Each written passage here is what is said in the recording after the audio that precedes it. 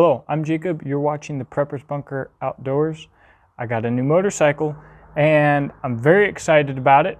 And I'm just doing this video to not only share it with my friends, because I've kind of kept it a bit of a secret, but also because my subscribers and viewers, I imagine that many of you have similar tastes as myself, and you may be looking for a motorcycle for similar reasons. So what I want to do is I want to talk about the motorcycles I was looking at, and more importantly, talk about what I was looking for in a motorcycle, and then we'll do the big reveal. Now, if you don't know, this channel is made possible through sales at my website, beachandtactical.com. And I also do have a Patreon. I have lots of Instagram pages and a knife business, Exodus Knife and Tool. If you want to know how you can support this channel and become a part of the Prepper's Bunker community, check out the description box below. So let's get started. Currently, I have a Honda Grom. The Honda Grom was phenomenal around town. I had a lot of fun on it. I rode it to work when I worked kind of close, and it kind of fit what I was looking for in a motorcycle very well at a very good price. Dead reliable. It's a 2015. I bought it brand new. I've never put a new battery in it. I've never done anything, and every single time I touch that starter, bike starts like that, and that's one of the things I was looking for. So what I want, I can only afford one motorcycle, guys, and my idea of the perfect motorcycle for this channel is kind of like a modern day scrambler. I'm looking for a bike where I can go cut up some twisties with my friends if I want to. I can go hit a dirt path. I'm not talking about dirt biking. Go hit a dirt path, Forest Service trail, gravel road, or maybe a light, not necessarily single track, guys. I'm not looking for, a hardcore dirt bike, but a little bit of stuff. I want to be able to adventure on this bike. And also, where the Grom failed, I want to be able to tour. I want the ability to go hop on a motorcycle and ride to Colorado, Texas, whatever I want to do. And so that's certainly where the Grom failed. And I realized that the Grom, I rode it about 50 miles one day to ride with a friend. And when I got there, I was extremely sore. The Grom's a very comfortable bike to ride. However, since I have to ride it at wide open throttle, non-stop, and if I want to ride on back roads and do a decent speed, I have to be in a full tuck, fully crouched over the gas tank, looking up as hard as I can, just freaking maxed out. And it's tiring, just the bottom line. So just to go 50 miles wore me out. That wasn't going to work, especially since I started a new job and I regularly work 50 miles away plus. So it's time for something new. Side note, part of the allure of the Groms are supposed to get 120 miles to the gallon. A lot of people report getting 110. And since day one, I have gotten 80. One time I got 100 miles to the gallon, but pretty much since day one, I've gotten 80 miles to the gallon. Didn't matter what I did. I will be doing a long-term review of the bike someday. I'm not gonna put a link up because the video doesn't exist yet, but you'll be able to check that out in more detail. So the bikes that I was looking at, an important part of this search involved budget. I wanted to keep it affordable. I did want to buy new. I've bought used bikes my whole life. I've bought used vehicles my whole life. And I'm at a point in my life, one, where financing is looking a little bit attractive, especially considering the price of things right now during this COVID scare. And I want to know what's been done to this vehicle. I'm so tired of finding shortcuts that previous owners have taken that I would have never known about when I purchased it, and now I've got to deal with it and make things right. It's kind of a peace of mind thing, and it's also a pride of ownership thing. So one of the bikes I was looking at, Royal Enfield Interceptor 650. I looked at this bike long and hard. Real quick, I also have to mention that when you look at the prices of bikes, what you see is not what you get. Every single manufacturer and bike shop is going to list a price minus freight, assembly, licensing fees, paperwork fees, they want more money fees, whatever the case may be. And when you look at a price of a bike, as a general rule, you can add about $1,000 to it for a walkout price if you're not going to haggle with them. So the Royal Enfield sells for about $6,000. It's made in India. Recently, Royal Enfield's quality control has gone through the roof. They're making a phenomenal product. It's a 650cc air and oil cooled parallel twin, making about 46 horsepower. That's fine to me. Actually, I think that's phenomenal. I like air-cooled engines. And my first motorcycle, I wanted the fastest motorcycle that money could buy. Not like that anymore.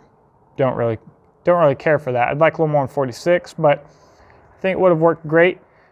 With slight modifications, some dirt tires, some longer suspension, a different seat, some racks, and different exhaust, all of which are fairly affordable, really. I could have made this bike into an amazing scrambler. In fact, it wouldn't have been a modern day scrambler. It would be a scrambler. And I love how legit Royal Enfield is. They're not looking retro, they are retro. And now they have the quality to back it up. Kudos to Royal Enfield. However, Royal Enfield is not running any deals right now. That $6,000 sounds like a phenomenal price compared to the normal market. But in today's market, when you consider that they don't have any deals and your out the door price is going to be about $7,000, is it looking so good anymore? I'm going to have to put $2,000 into it to make it how I want it, and things are getting a little expensive at that point. It's definitely something I'm looking at, but some other things that I was looking at included the Yamaha Tenere 700. This is an adventure bike. So although I don't like the look of adventure bikes as much as scramblers or other bikes, the Tenere looked excellent because it has that desert rally racing look, which I don't know why all adventure bikes don't have that. I don't know how they all got so ugly. But it looks pretty good, and it is essentially a modern factory-built adventure bike. You get the legendary Yamaha MT-07 engine, which is one of the most reliable engines on the market. $10,000 out the door, and you don't just get something that you make to be acceptable to all the things that I want to do. You get something that was built at the factory specifically for all the things I want to do. A little bit of off-roading, touring, and carving up some canyons. Really cool bike. Bottom line, the reason I didn't, and very simple bike, I like that as well, didn't get it because $11,000 is $11,000. They're hard to get a hold of. They just came out. You'd have to buy a 2021, and nobody's gonna cut me a deal on it, right? And it's just a lot of money. The whole motorcycle idea wasn't approved of by the wife anyways. So making such a large financial decision would make my life a little harder. Still a very cool bike. Do I kind of wish I got it? A little bit. Let's get past that. The next thing that I'm looking at, the KTM Duke 390 and Husqvarna Vitpilon and Svartpilon. These three bikes are different flavors of the same thing. If you're not up to speed, the Husqvarna brand is now owned by KTM, and they typically take KTMs and add their own spice to it. The KTM 390 is made in India. Now the Svartpilon and Vitpilon parts, as I understand it, are made in India, but they were assembled in Austria. However, in the year 2020, they just did a giant price drop on them, and they said it's just because they weren't selling, but I have a feeling that it's also because they moved their stuff to India. I don't have anything to prove that, but that's my gut feeling. All right. Vitpilon wasn't really in the equation, actually. It was mostly between the KTM Duke 390 and the Husqvarna Svartpilon, which is Black Arrow. And the Svartpilon, obviously, is basically a factory-made scrambler. Dirt tires. I love the way that it looks. Round headlight. Just stop screwing around with headlights, manufacturers. Put a doggone round headlight on it. It looks amazing. I digress. Build quality on these bikes looks to be far superior, and attention to detail in design looks to be far superior than the other options here. Beautiful swing arms, just especially on the Husqvarna, the bronze crank cases. It should come with the bronze wheels of the Vitpilot. I don't know why it does, but beautiful spoked wheels. Beautiful bike. The KTM Duke has more aftermarket accessories than the Svartpilen, but the look didn't do it for me as much when it came to looking for the retro scrambler vibe. Part of this is going to come down to the fact that this motorcycle in part will be a marketing tool for me to use to go on adventures, partially to advertise my own brand, Exodus Knife and Tool. I'm going to have adventures on motorcycles, and I want to build a aesthetic. And I thought that the retro scrambler aesthetic was perfect. Now the downsides to these bikes are the Svartpilen has a 2.1 gallon tank. That's a bummer. But once they just dropped the price, like I'd aforementioned, down to $5,000, I don't believe that I could, in good conscience, look at the Royal Enfield Interceptor starting at $6,000 when the MSRP on the Svartpilen is $5,000. Really no comparison. The Duke has a larger 3.5 gallon tank and is normally sells for $5,500 to $6,000. So the Svartpilen, phenomenal value. If you are looking at something similar to myself, check that bike out for sure. The only downside, you're running a 12.6 to 1 compression ratio on a 373 cc single cylinder little engine, and that didn't fill me with the most confidence for longevity, long hard trips. It's not necessarily simple. Lots of sensors, lots of electronic gizmos and gadgets. And I was talking about the Duke. When I wanted to build this aesthetic, I love the look of the Duke 390, but when I was thinking about building this aesthetic for my YouTube channel, it wasn't exactly what I was looking for. So, what did I get? Well,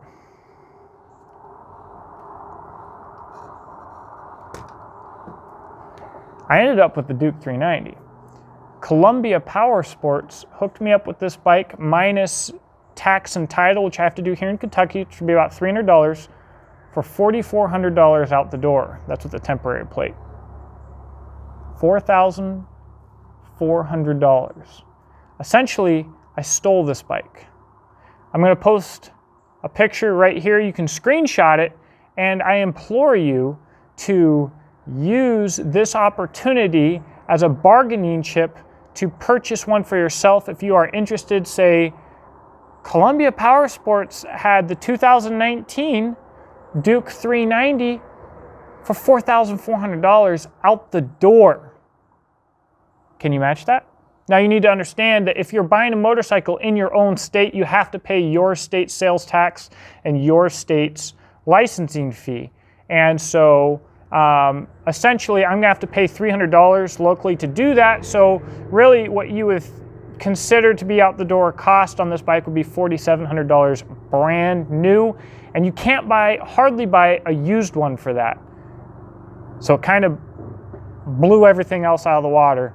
In fact, when I found out about these prices, I told my boss, like, dude, look at these prices. This is just stupid. This is crazy that these are so cheap. And he said, dude, let's leave work right now and go buy it. And I said, dude, okay. So this is not a review of this motorcycle per se, but there are some things that I want to show you about this little Duke 390 that just really freaking impressed me. And the first thing that I'm going to say is this bike feels way more powerful than it has any right to feel. It hits hard and it has 44 horsepower. I think when I get done with it, we'll be looking more about 50 to the wheel, and on a bike that will weigh about 300 pounds with gas, that is a good power to weight ratio and a very fun bike. So again, this is made in India. One of the, look at the detail on this swing arm. Absolutely beautiful. These orange aluminum wheels, I believe they are cast, but they are beautiful. Steel chromoly trellis frame, just looking as fancy as you can look. Sadly, we've got this giant catalytic converter here, but WP suspension, so you've got name brand suspension here, not playing any jokes with that.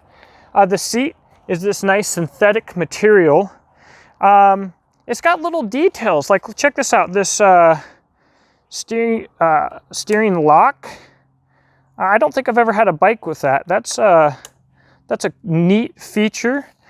These mirrors, I will take them off because I don't ride with mirrors, period. However, they actually work, which is cool. All of the instrumentation here all lights up at night so you can see it. Do you need that? Not really, but it's cool. Look at this dash. Very informative, very easy to read. I can attach it through Bluetooth to my phone, and I believe I can get the GPS to pop up on the screen. I can attach it to my headphones so I can hear my GPS and my music through my headphones from my phone, and I can control them through these controls on the bars. That is very trick. We've got blinkers that aren't ugly. The whole bike, I think it's absolutely beautiful. The Bi-Bray brakes, that is by Brembo. It's a subsidiary of Brembo from India. Very nice. It has ABS, which I was like, the brakes feel really powerful, but when I jam on them, I can't do a stoppie. I can't bring the rear wheel up. What's up with this? Well, that's how ABS works, Dingleberry. Decent tires, unlike the Grom. The Grom came with death wings on it. I actually put the Honda Grom down 3 times on the stock tires when I bought it. It's the only bike that I've done that kind of silliness to. 3 times, geez. Then I got off-road tires and never crashed it again because the off-road tires were better than the factory street tires on the street. Cool looking exhaust. What we're gonna do in the short term is we're gonna remove this baffle, and we might actually shorten this exhaust can all the way back to about here. It looks sick, and it will make it sound a whole lot better. But really, guys, I'm sure I'm forgetting all kinds of stuff, but this bike, KTM doesn't play games. Even if this bike is made in India, I think India is coming an incredibly long way in manufacturing. LED headlights, by the way. But even if it is made in India instead of Austria, it's a KTM. The attention to detail is amazing. The bodywork is amazing. It's really impressive. Look how this, by the way, I love chromoly trellis swing arm frames. I think they're beautiful. It's really what I expect in a premium bike. And the head tube here, again, I mean, it's all built. I mean, that is sweet. And then look, the subframe is bolted on. And look how it integrates into the rear fairing, the rear plastics here. Just doggone cool, guys. I am so far absolutely satisfied with this purchase. So there you guys go. There's the bike. I hope you enjoyed this video. Probably kind of cheesy that I kept it a secret and everything like that, but I thought it'd really be fun. You can expect to see a review on this bike, an initial review, a full review on the Grom, and reason for the switch, and just more content in general. And then as I slowly modify this bike, I'll keep you up to date on that as well. But I hope you enjoyed it. I'll talk to you in the comments section below. I hope that you have a blessed day. And if you have questions about the motorcycles that I've listed, they've been researched extensively, so I might be able to help you with that too. All right, guys, talk to you soon.